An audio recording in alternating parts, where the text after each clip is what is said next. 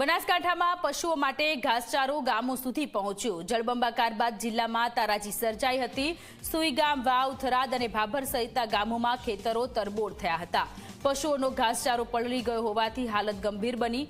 47 ટ્રકો ભરીને રાજકોટથી થરાદ મોકલવામાં આવ્યો ઘાસચારો। વિધાનસભા અધ્યક્ષ શંકર ચૌધરી અને પૂર્વ સાંસદ પરબત પટેલ ઉપસ્થિત રહ્યા છે। બનાસકાંઠાના હાલ બેહાલ થયા છે। જળબંબાકાર બાદ જિલ્લામાં તારાજીના દ્રશ્ય સામે આવ્યા ત્યારે પશુઓનો ઘાસચારો પલળી ગયો હોવાથી હાલત વધુ ખરાબ થઈ હતી।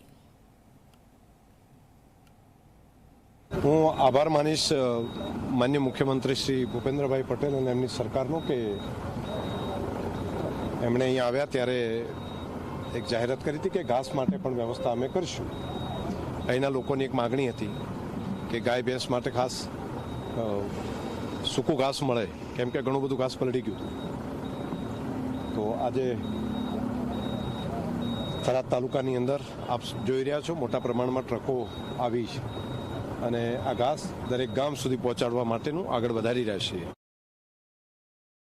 પણ જેવી 3 દિવસ વિધાનસભા પૂરી થઈ ગુરુવારે રાજ્યના મુખ્યમંત્રીશ્રીને અમારા લોકપ્રતિનિધિ ધારાસભ્ય શંકરભાઈ આ વિસ્તારની મુલાકાત લીધી અને જે લોકોની રજૂઆત હતી ને મિત્રો ઘાસચારાનું તણખલું અમારે સરકારે ઘાસચારાની ખૂબ સારી વ્યવસ્થા કરી છે અને વ્યવસ્થા એવી કરી છે કે ગામે ગામ અહીં લેવા કોઈને ડેપો ઉપર આપવું ન પડે, ગામે ગામ મોકલવાની વ્યવસ્થા કરી છે। રાજ્યના મુખ્યમંત્રીશ્રીને અમારા ધારાસભ્યશ્રીને પણ ધન્યવાદને અભિનંદન આપું।